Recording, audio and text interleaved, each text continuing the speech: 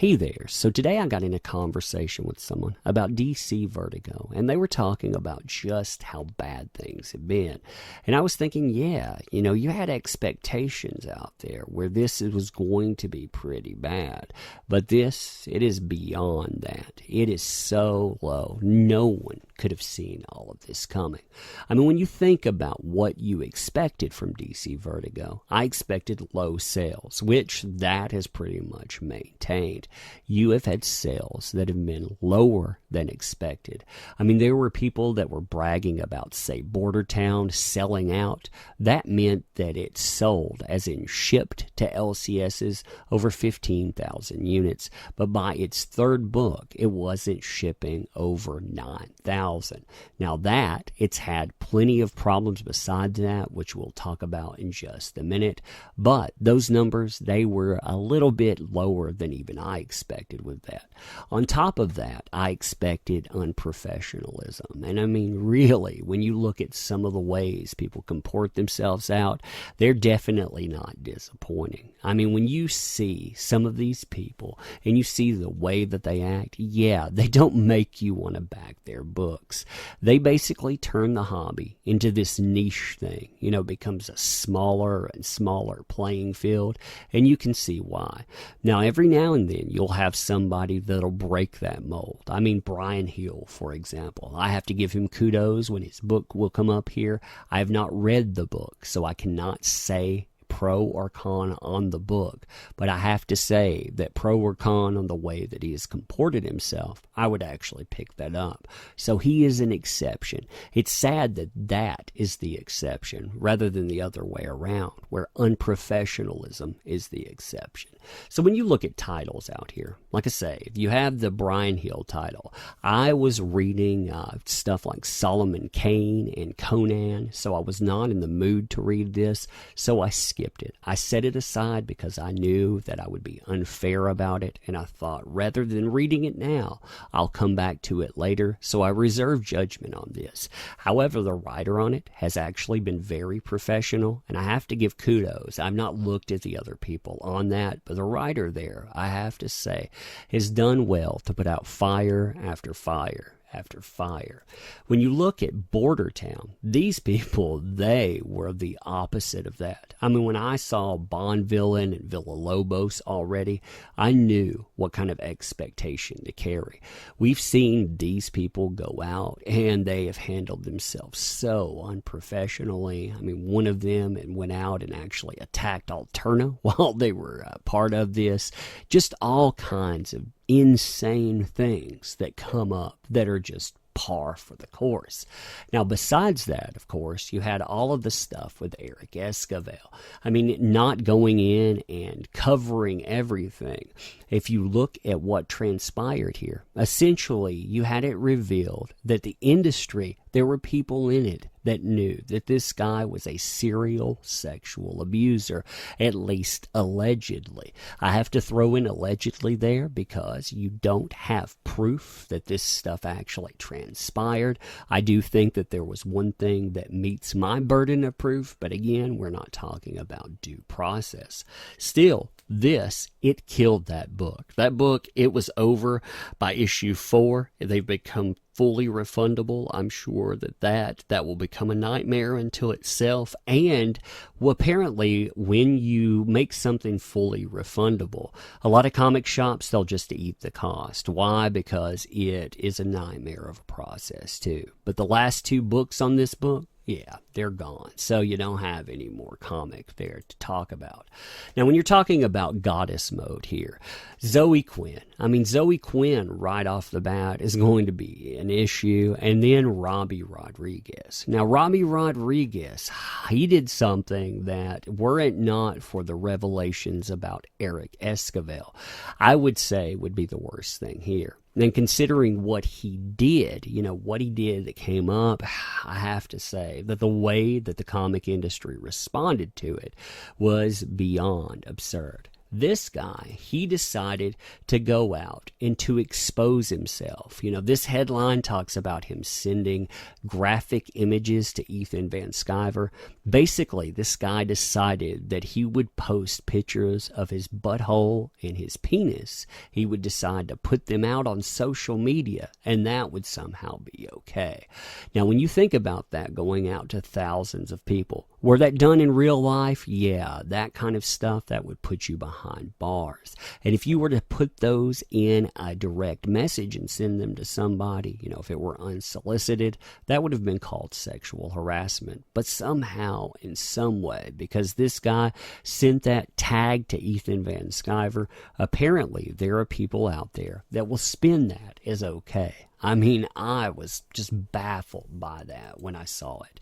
Now, when you're talking about Zoe Quinn, you already have the basics there. I mean, you have a black blocker that talks about being part of Antifa. You know, hey, I'm a field medic with Antifa, that says that it's okay to meet people with violence if you think that they're voting wrong. That kind of stuff, it's not okay. And then beyond that, of course, when you get down to it, you have the Kickstarter that still hasn't delivered.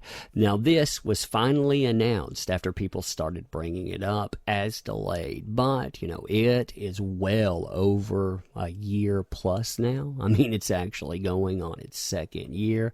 It raised $85,000, and it's been not completed here. I would like to say that this is the longest running Kickstarter fraud within Vertigo, but yeah, if I said that, I'd be lying.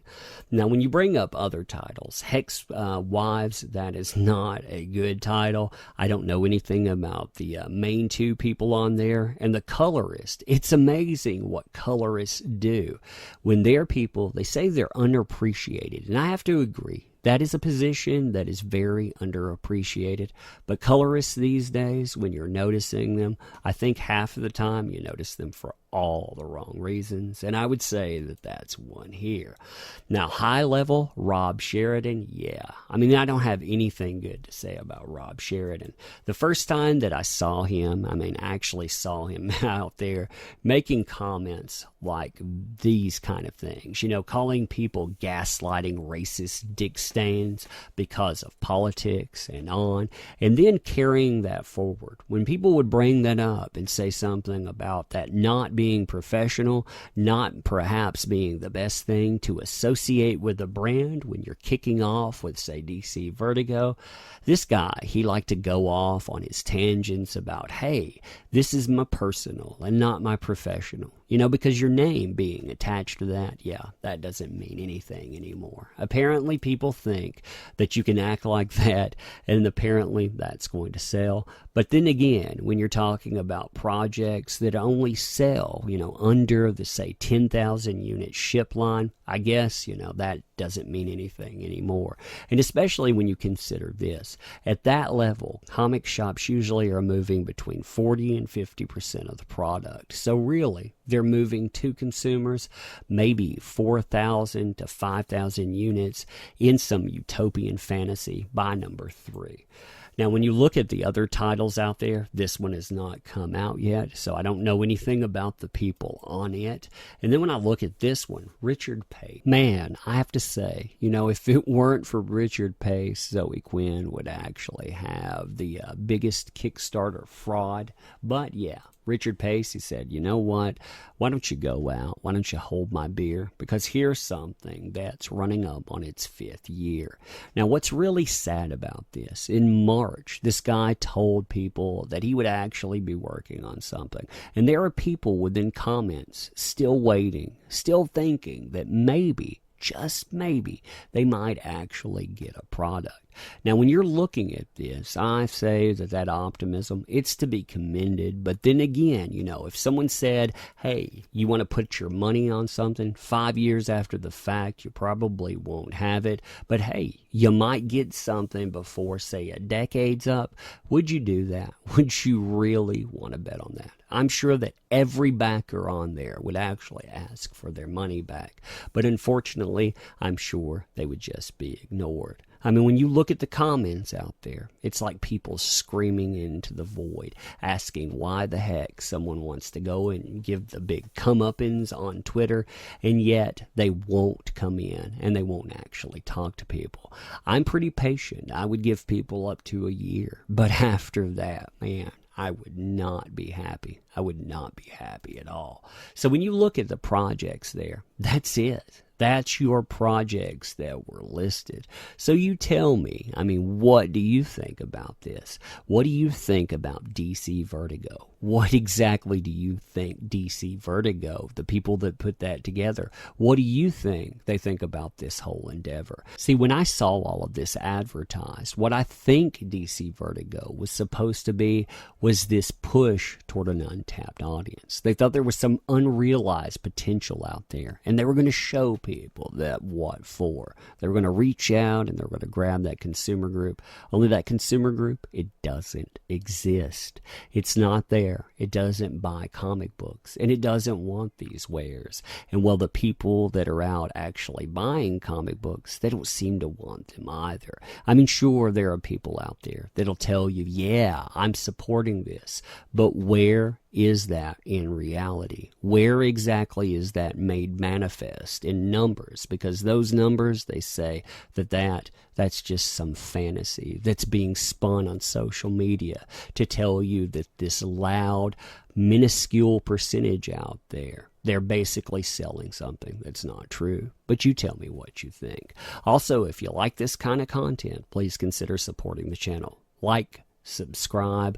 Also, tune in daily for new material. Leave comments, and if you want to go beyond, if you want to support, there are links within the description. I definitely appreciate that. And as we're rolling up on the holidays, Merry Christmas to you, and I hope the new year, I hope that's a pleasant thing for you as well. And as always, of course, thank you for showing up. I appreciate it. Leave your comment.